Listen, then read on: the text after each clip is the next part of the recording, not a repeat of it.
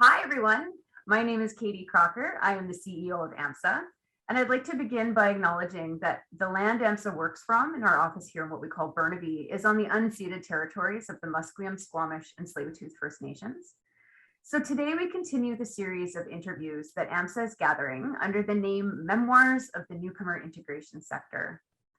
Through these interviews, we hope to capture the creation of BC's settlement agencies, the founders' stories and journeys, and other sector milestones to ensure that future leaders have insights into the evolution of the BC settlement sector in which they build on and grow. This is our fourth interview, and today's leader is Carol Wutzke, who is the retired Executive Director of Vernon and District Immigrant and Community Services Society. And Carol will be interviewed by Katelin Mitchell, who's the Director of Services at KCR Community Resources. Since 1989, Vernon and District Immigrant and Community Services Society, or VDI-CSS, has offered settlement and integration services for immigrants, refugees, and naturalized citizens. It supports newcomers to Vernon and the interior region of British Columbia in becoming thriving, contributing members of the community. Carol Wutzke is VDI-CSS's former ED. With a passion for assisting newcomers, Carol advocated affirmative action regarding internationally trained professionals so they may have equal opportunity to practice their professions in Canada. In 2008, Carol was honored with Vernon's prestigious Women of the Year Award for her tireless work in assisting newcomers. Carol was on the AMSSA board from 2007 to 2018, serving as AMSSA president from 2011 to 2013. And Carol retired in 2020. Katelin is the Director of Services at KCR Community Resources in Kelowna, and Katelin completed a Bachelor's of Psychology and a minor in Cultural Anthropology.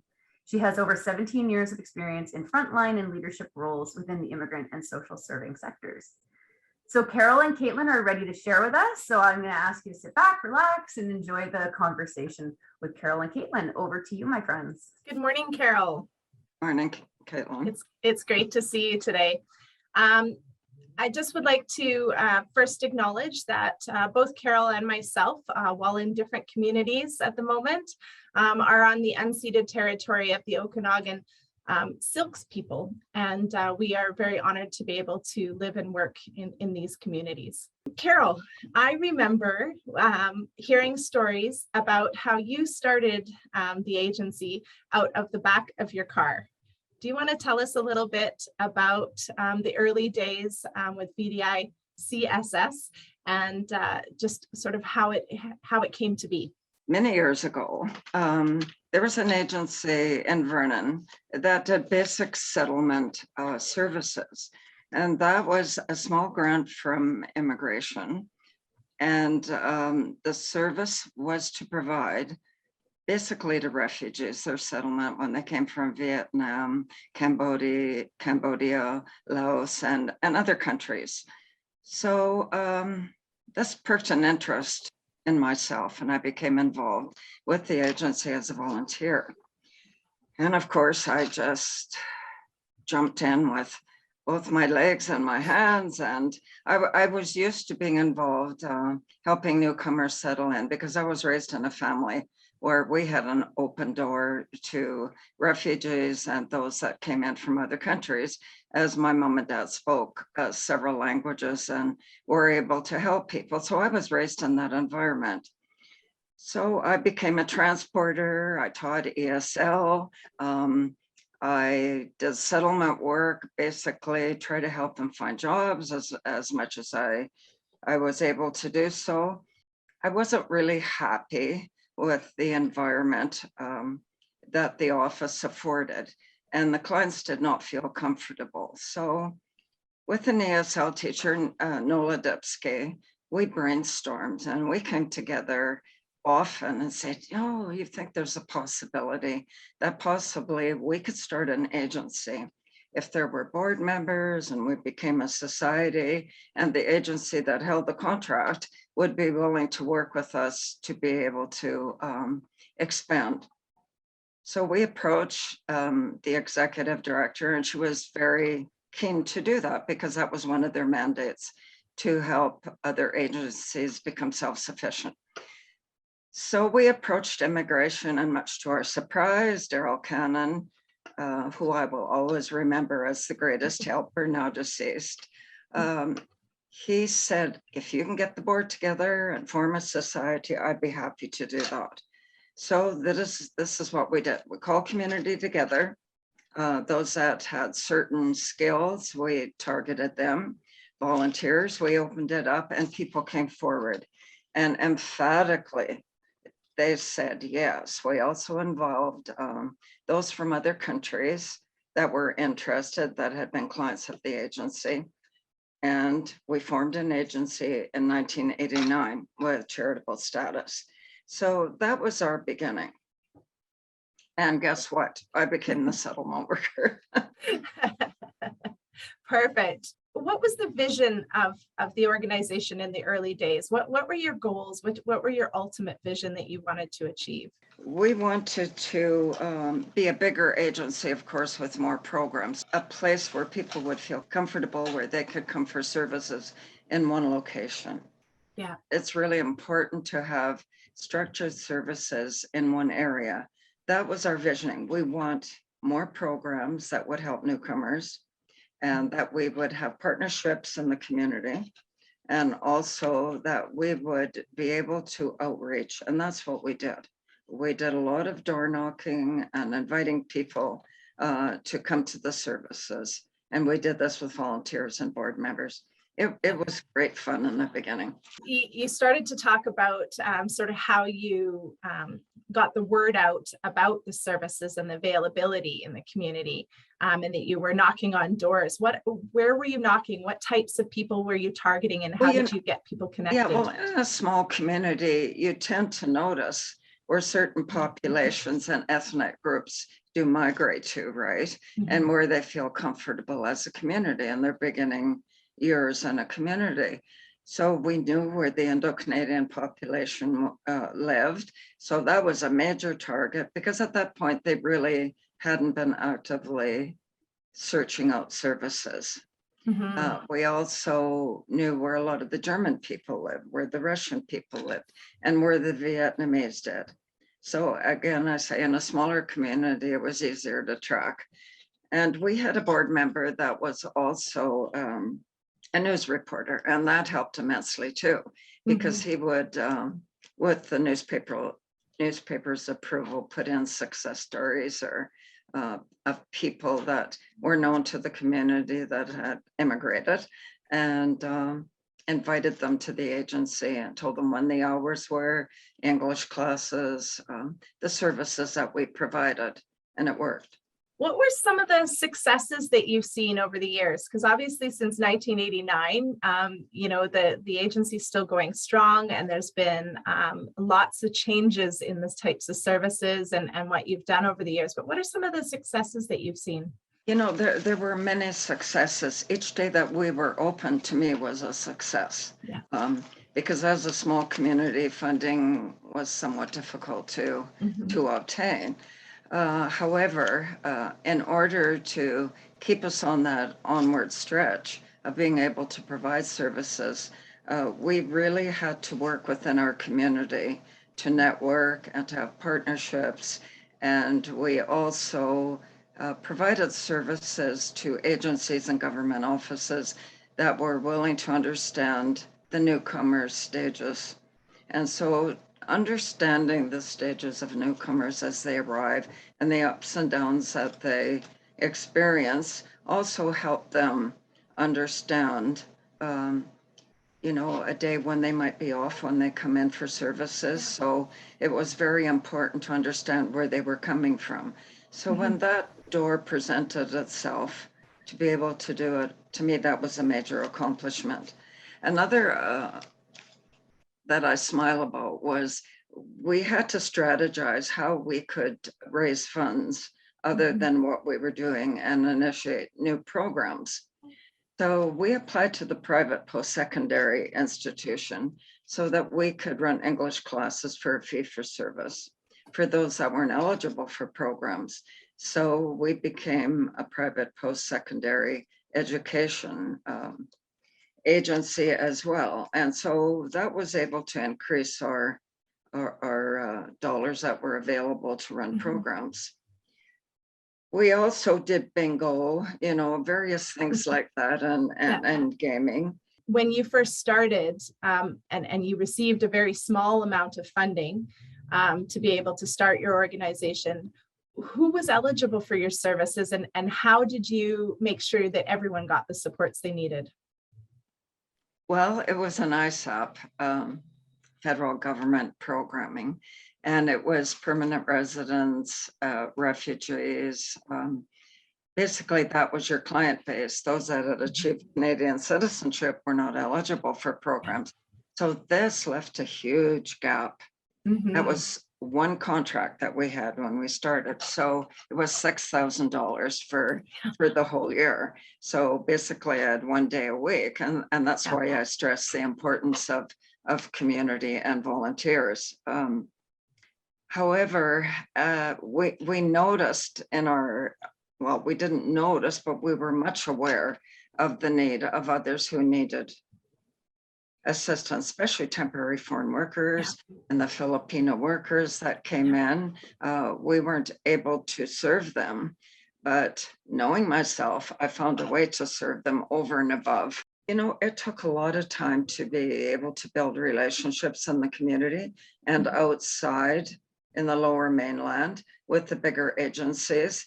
And I'm so thankful for the times that we were able to be together where the feds would have meetings and we'd be able to go and meet other service providers and make those relationships valid and to do the networking and, is there a possibility that you might be able to extend some of your contracts or put into the next round of funding that you would provide a special service for our agency? And some of those agencies were able to do that. So as time went on, we were able to make relationships with Immigrant Services in Vancouver, Mosaic, PICS. I hope I haven't forgotten anybody, but ISS for sure. They came right in the forefront. It wasn't always easy just to be a partner. You wanted the privilege of being able to run your own programs. But as I became more mature in this job and understanding the whole sector, it does not pivot on one agency. It is a whole network of people working together to achieve the best results for newcomers. We talked a little bit about the other day about some of the other things that you had found successful or were big successes. And one of them you talked about was achieving a licensed child minding center within your organization. Do you want to tell us a little bit about how that changed your services and what it added to it? Well, from day one, we've always had child minding services. And I smile when I think about it, because some of the ladies who volunteered their services have actually become early childhood educators. And so we always try to involve newcomers in the community and others that have been here longer, as it's not always an easy path for them to find employment or to have funding at that particular time to take courses. Generally, they were women, and women didn't always have the opportunity way back then to have training programs. And so whatever way that we could help, we try to encourage women to at least volunteer and be able to use that experience in the next step that they were willing to take. If it hadn't been for that program, many individuals would not have been able to access services. So it is so important that we appreciate the struggles that people go through, especially mothers and fathers who have multiple children, more than one, that really need that resource to be able to function in the community and to take part in services so they can settle and integrate into the community. Is there anything that you can kind of think of? I know you talked a little bit about funding, but are there any other things that you found challenging, and then how did you work around them, or how did you find the right result? in order to keep the agency afloat, there were many calls for proposals and RFPs that we responded to. This took considerable time and effort, and it really was at times very uncertain. At one point in time, we did make the decision, should we apply for funding? What should we do? And it took a lot of planning and thinking to move forward. We formed a network in the Okanagan Valley, included the Thompson Agency and Prince George. And that network was so important to each one of us. I believe it's the only existing one in the province. This network, we met sometimes once or twice a year or on an as-needed basis. And especially when there were RFPs and call for proposals coming forward that were open tendering. And we came together and very openly shared our concerns. Did we have the capacity? Bigger agencies had the capacity, they had more staff, they were able to do work and were known to want to help smaller communities as well. We were very concerned, but we stood together and said, let's talk about our strengths. We did the SWOT analysis of how we could be stronger and what we could put in our proposals. What worked in your community? What worked in my community? Communities are different, but much the same. So the Okanagan had a lot of similarities. And so we really worked together as EDs. So this vital support was encouraging, and we went forward and we applied for the request for proposals and the call for proposals from the feds and the provinces. And I'm happy to say that we were all successful. What are some of the achievements that you feel most satisfied about, or that kept you going? The milestones. There were many milestones, and there were many people in the sector and various agencies over the years that were part of the sector that are no longer part, because new agencies did come forward, right? Yeah. However, the milestones in the sector that I am currently, I believe, are vital is what AMSSA has created with the sector. Yeah. They have, in all their wisdom, have taken the settlement sector, which involves settlement, language, employment, various aspects of the settlement sector, and language classes especially have are in the process of professionalization of the sector. And I know that settlement workers can go online and receive certificates after certain series of, I guess you would call them components of being a settlement worker. Yeah. They have wholeheartedly, and I believe all of us in the sector, we need to be recognized professionally. We are professionals. Many of us come with education qualifications. The work that we do is so valuable, and what a privilege for us to be involved in this sector. AMSSA has taken forward the link components, or the language, where the teachers, in order to be link teachers in most agencies, you have to have certification of being an ESL instructor or things that are relevant to that with degrees.